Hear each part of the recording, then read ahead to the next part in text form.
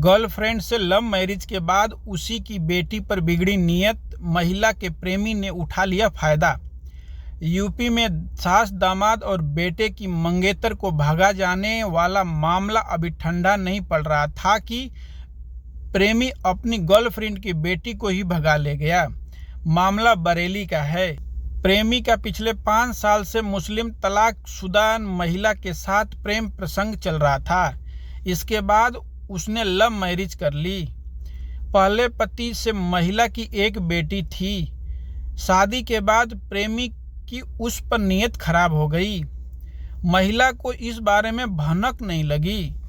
प्रेमी ने अपनी गर्लफ्रेंड की आंखों में धूल झोंककर रात के अंधेरे का फायदा उठाया और एक दिन दोनों फरार हो गए। इस मामले में महिला ने प्रेमी से बने युवक के खिलाफ थाना कैंट में रिपोर्ट दर्ज कराई है। आरोप लगाया है कि युवक का पिता भी उसका साथ दे रहा है। कैंट निवासी मुस्लिम महिला ने पुलिस को बताया कि करीब 5 साल पहले पति से तलाक हो गया। इसी बीच वह बरादरी क्षेत्र निवासी हिंदू किशोर के संपर्क में आ गई और दोनों लिव इन रिलेशन में रहने लगे।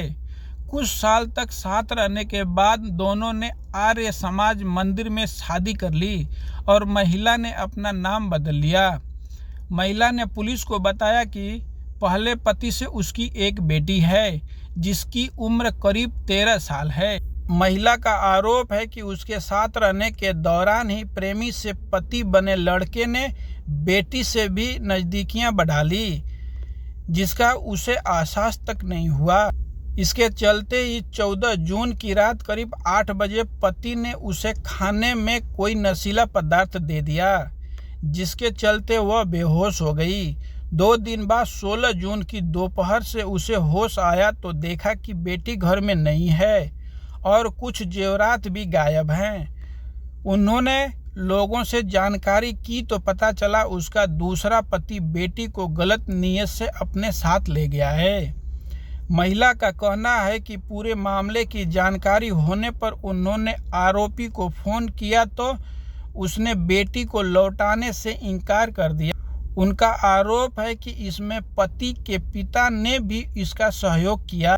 उसने अनहोनी की आशंका जताते हुए दोनों के खिलाफ थाना कैंट में रिपोर्ट दर्ज कराई है।